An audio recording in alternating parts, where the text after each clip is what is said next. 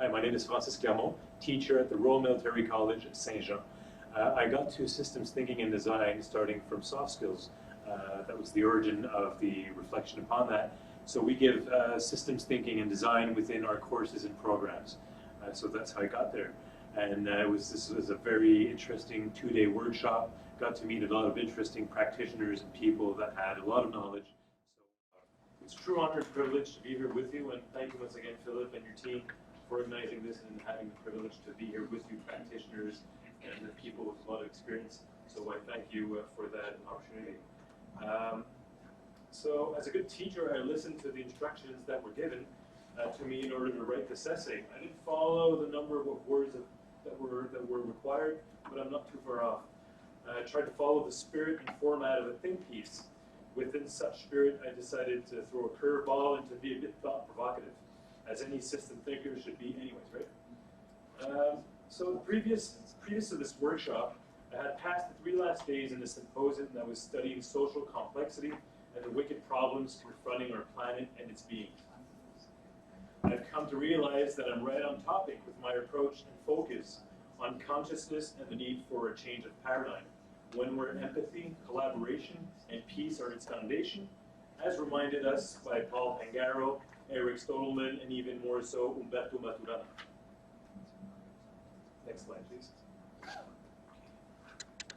So, the objective of Canadian Armed Forces vision and doctrine and the organization's mandate working for it is to maintain and develop the profession of arms. To achieve this, the focus is put on the development of transformational leaders that have the ability to think strategically, to read critical thinkers and advisors, and ethical leaders that are able to think and to act within a complex security environment. To put things in their context, following the Somalia scandal, the inception of the Canadian Defence Academy was the government's desire to uphold distinction in the profession of arms by promoting ethical behavior among its members. Mission success is not possible without ethical behavior. It all starts here. Throughout the 11 years I've been teaching senior NCMs in the Canadian Armed Forces, I've had many opportunities to use, teach, and develop non-conventional military concepts to inculcate intellectual competencies to military leaders. Among some of the tasks, I gave lectures on Canada's international military relations. This has been an opportunity for me to introduce to NCMs the nature and construct of the post-World War II international system. In 2007, I also started working on documentary The Art of Being a Soldier Diplomat, the experience of Canadian non-commissioned members in Cyprus. The main focus of the film was put on the importance of soft skills, such as communication, negotiation, mediation, cultural intelligence, the non-combat role, and the function of soldiers in operations. And remember here, this is all implicit functions that we discovered, and they were not prepared when operation was thrown. The soldiers were not prepared to use these soft skills. It was a learn-as-you-go type of approach. And that was part of the problem that was recognized through the Royal Commission following the Somalia scandal, non-preparation of soldiers for that.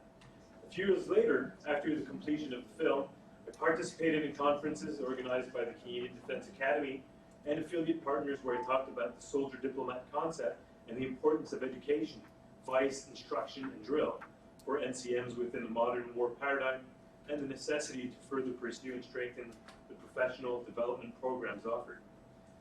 I then wrote an article in 2014 that was published in 2015, and the intention once again was to demonstrate that even though it is demonstrated that soft skills are quintessential for NCMs to have in operation and in administrative functions, this is 90% of the time, right? Well, the development of these competencies was too often, and until recently, left to the personal will and desire of the individual, sheer luck and statistical probability. Chief Warrant Officer Nicole E. Belanger of the Canadian Armed Forces had this to say in a recent article published, in fact, this summer about the professional development system of the Canadian Armed Forces. She said, "There is little doubt that strategic chief petty officers, chief warrant officers, exist within the CAF, but these extraordinary leaders come to be more by accident than by design. In order to operate in this uncertain, complex security environment, the CAF must create leaders in the officer and NCM Corps who are capable of operating in a strategic setting, yet it has failed to consistently produce strategic NCMs who are capable of meeting our future security challenges. End of quotation. Next slide, please. But there's hope. Quality courses and programs built within the last 15 years are starting to materialize and pay dividends. New strategic documents guiding the institution's vision of the professional development system are underway, and with it models to implement it. A learning culture is being built, even though many obstacles are still in its way. When factoring time, something new seems to be emerging. So I'll give you a chance to look at what this, and for the NCO and the officer, Canadian Armed Forces Professional Development System. And as you can see, part of that is to have one as the meta competencies is the change capacities, social capacities, cognitive capacities, the expertise within their trade naturally, and professional ideology. Those are the 5 meta competencies that have been developed here, in fact, and that is part of the Canadian document. So very important. Go back to the previous slide, please. In 2014, following the pioneer work accomplished by my colleague Robert Dumac a couple of years before in developing systems thinking subject with the academic programs of our organization, I started doing research on this topic and then on its portion for military applications. I started by doing research on this topic and fell on Bill Bentley's article, in fact, We Murder to Dissect, a primer on systems thinking in war, and that my initial contact with that topic was from him. And also by Robert's choice of having that document in our programs. So that was a continuation of my work on the soldier-diplomat concept and soft skills. Systems thinking was a revelation. It is still the cause of many intellectual epiphanies. I found a family of abstract and critical thinkers that were also looking at the big picture through a macroscope, such as Joël Devaney said, the microscope. Within our senior leadership course, I decided to bring to the table and add an in-depth look into systems theory, diagrammatic language, causality, system dynamics and picturing, the causal loops, diagrams, and the feedback loop. Given twice a year, I had the opportunity last January to give a lesson. The mix of theory and problem solving, a design activity, as Robert had previously mentioned, is intended for the chief to examine the application of systems thinking to military planning and the inherent thought process behind it. It is ultimately intended to give senior NCM leaders, as part of the command team, important tools for them to be fully involved in strategic thinking and planning. In parallel, I was also able to apply this within my current professional development and research venues within the Directorate of Military Training and Cooperation with non-NATO members. Given in Macedonia, for example, in 2016, and in Brazil, I had the chance to apply this in a presentation called Cybernetics, or the Art of Governing Ethically Within the System. This training program is based on ethics and integrity within peace operations. So basically, I presented the system philosophy, cybernetics in a nutshell. It's an introduction to science of governing and self-governing systems and actors. It is a crash course that introduces the student soldiers from different hierarchical levels, trades, and environments to ethical and moral issues in operation, social psychology, social behavior, neuroscience, second-order cybernetics, systems thinking, and cause and effect dynamic. Different tools are used, and amongst them, as I said previously also for other courses, is diagrammatic language, videos, interaction with the group, and so forth. Next slide, please. Back. Yes, thank you.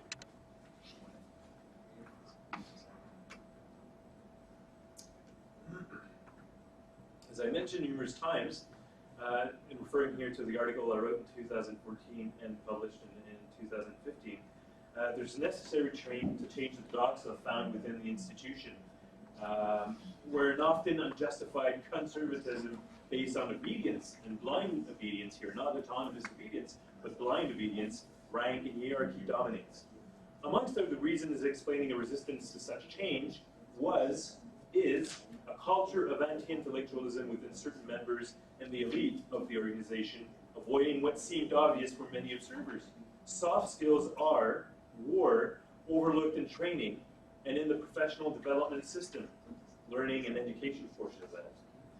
This is an impediment to profound transformation and the necessary institutional change sought by the Canadian Armed Forces vision and doctrine for the last 15 years or so. The ethical goal conveyed by the concept of soldier diplomat will be achieved only once it has passed the conceptual stage and when the institution will have fully recognized and accepted the new professional functions to be passed on to its NCMs, and I would even add naturally to the officers as well, naturally. Equally important to the technical expertise of the soldiers, ethical behavior and conduct is key for the status of profession of arms, of which are part, for the CAF doctrine, these officers and NCMs alike. The government and its military institution have the moral obligation and responsibility to develop and reinforce the ethical behavior of its members and future leaders. For some, this proposal of change towards divergent and critical thinking, individual empowerment, and self-consciousness seems to have too much of a revolutionary twist to it. Do as I say and don't ask any questions has been working for eras. Why should we change this? Such discourse, still heard today in the CAF, as well as in other military organizations throughout the world, fails to recognize the importance of soft skills in today's security environment and the necessary change such shift it imposes to the organizational culture. Speaking truth to power and challenging the boundaries is antithetical to organizations, especially the military one. Thinking systematically, problematizing, designing, and planning is in direct opposition to hierarchical organizations as a challenge and a threat to command and leadership. Or is it really? This reminds me of what Ben Zvivelson recently wrote on strategic nonlinear applications and Shimon Nave's experience when introducing SOD to his military institution. This also generates, he says, strong institutional bias against worldviews and approaches that generate entirely novel and dissimilar strategies. Threatening established doctrine and institutional traditions is quite dangerous. It's easier to kill the philosopher.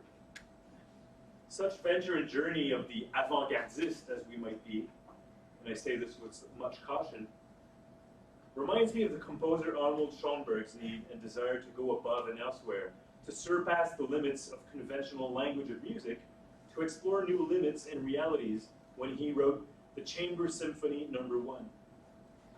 When it was played 31st March 1913 in Vienna, and this is a caricature of the journal at that moment, it created a riot, better known as the Scandal Concert. 2 months later in Paris, it was Igor Stravinsky's turn to witness such a violent reaction to his artistic novel, our days considered a classic, The Rite of Spring. The dissonance and unconventional sounds was unacceptable for observers, critiques, and the artistic elite of the time. The artist's surrealist and expressionist desire to brush aside norms and conventions of the time and to discover something new was rejected by the Academia and its traditionalist elite. Sound familiar? We live in a world dominated by behaviorism and a mechanistic view of human beings. This is especially true in military institutions, where command and control is fundamental for the enterprise. Importance is given to the possibility to measure and quantify behavior and to predict the outcome. The response to the stimuli is either punished or reinforced. Repetition, patterns, and habits are securing and comforting, but dangerous. Drill and repetition hinder the learning process, and new information is perceived as pure dissonance and as an aggression. Neurological traces left in the brains by such learning processes hinder reaction to new stimulus and new learning process. Emergence is unwanted.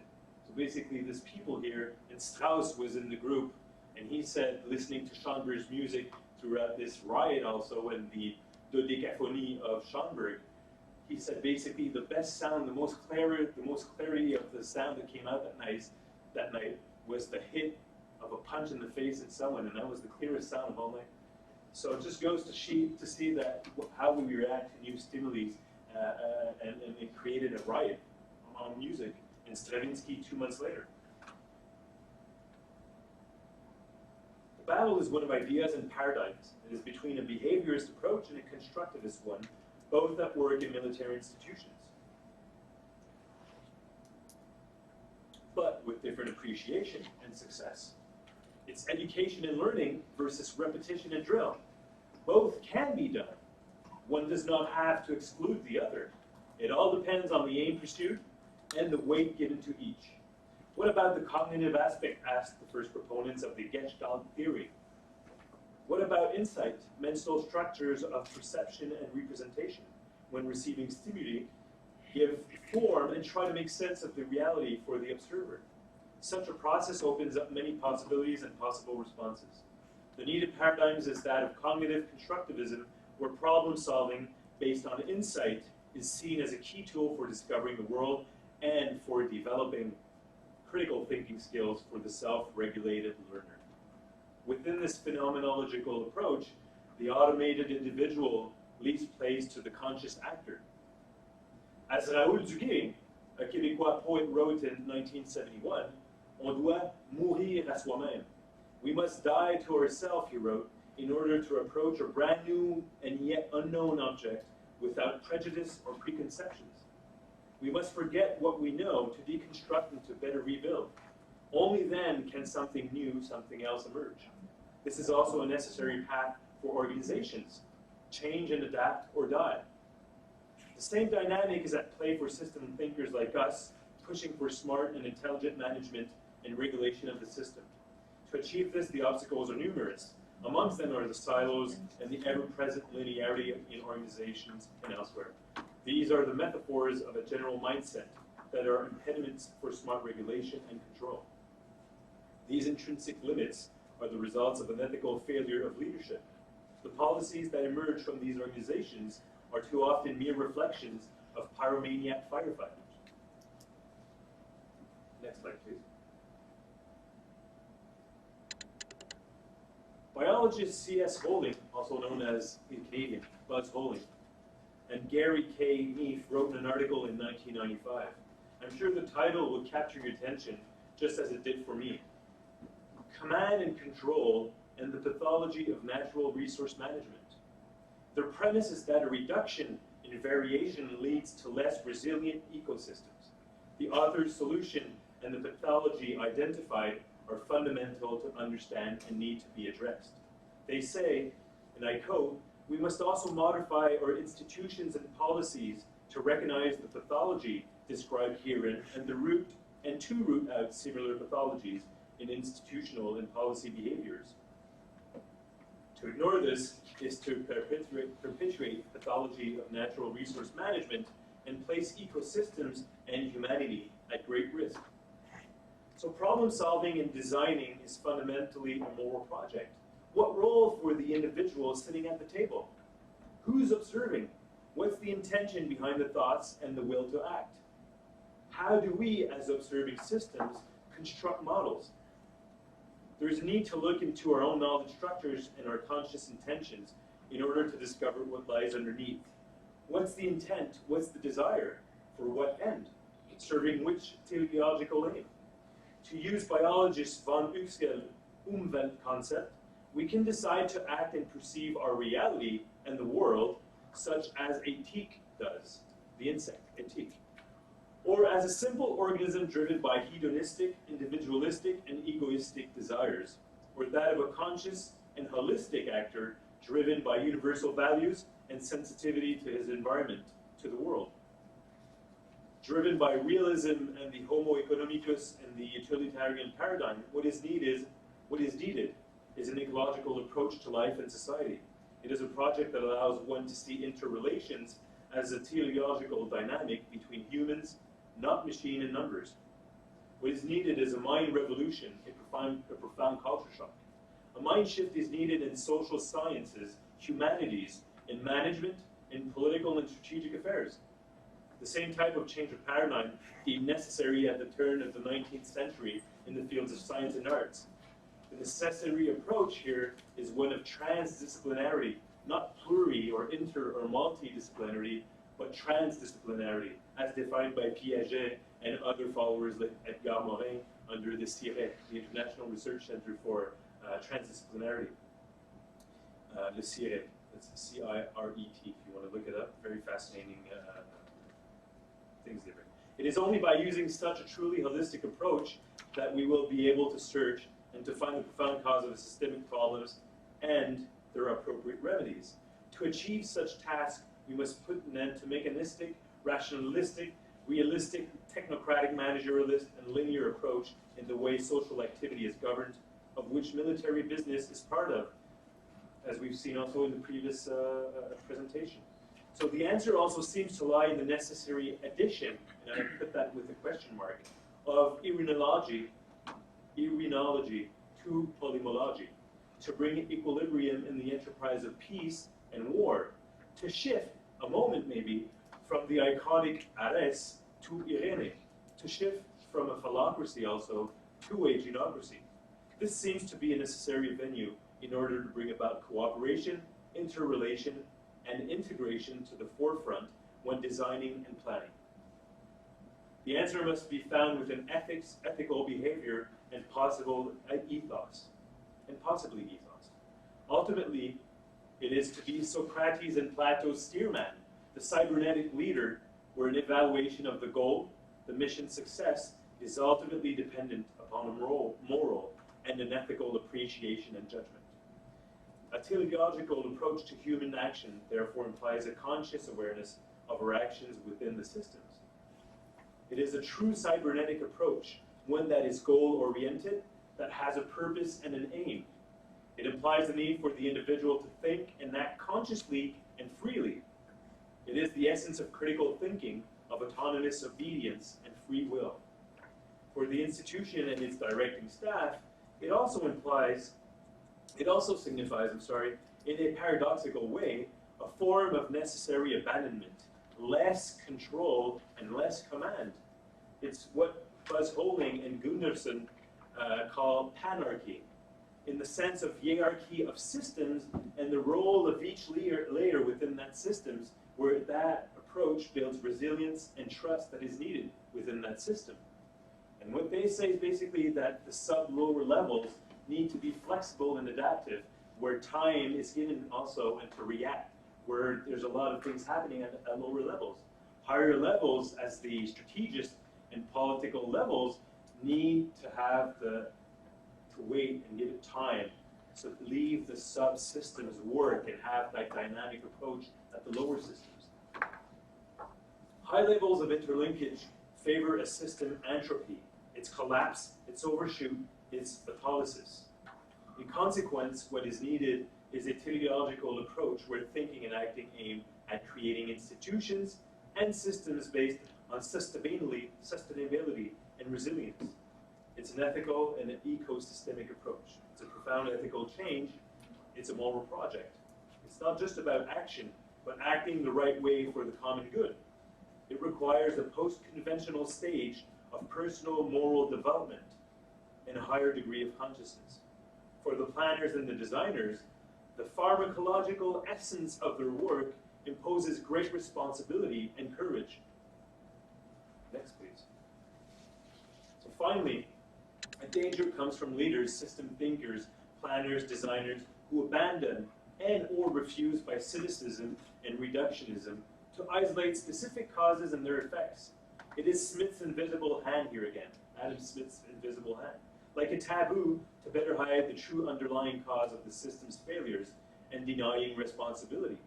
In the realm of terrorism, Edgar Morin reminded us recently that no one is born fanatic. Nul n'est fanatique. Going to the root cause of the problem is not that hard of a task. Is it because by doing so, we might just find out that we are responsible? Such an approach is symptomatic of the current international ethical and leadership failure, where no one seems to be liable, responsible, accountable.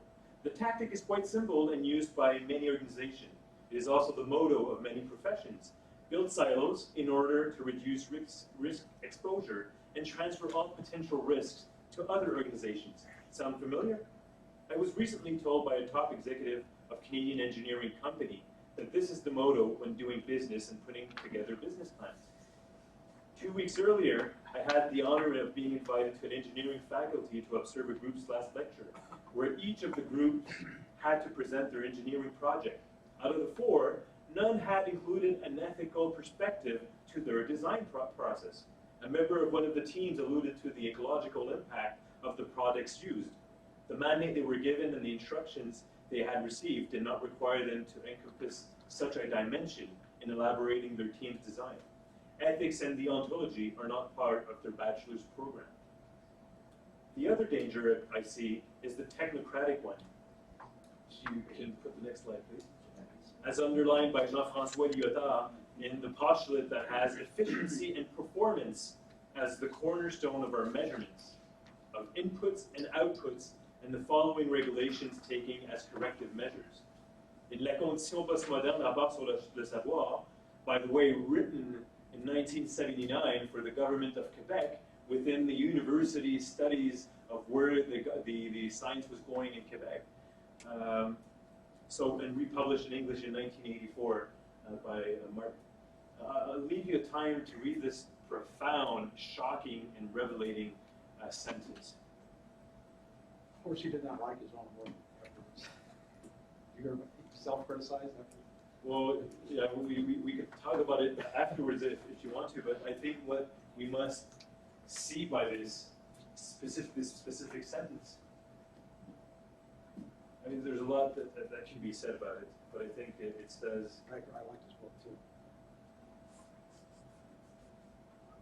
What their arrogance means, he says in the first paragraph, is that they identify themselves, speaking of the technocrats, with the social system conceived as a totality in quest of its most performative unity possible. And the arrogance that comes with, of knowing and deciding.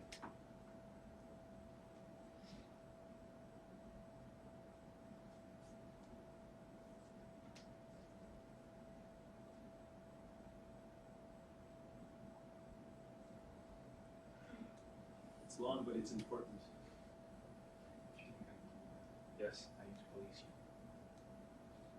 So,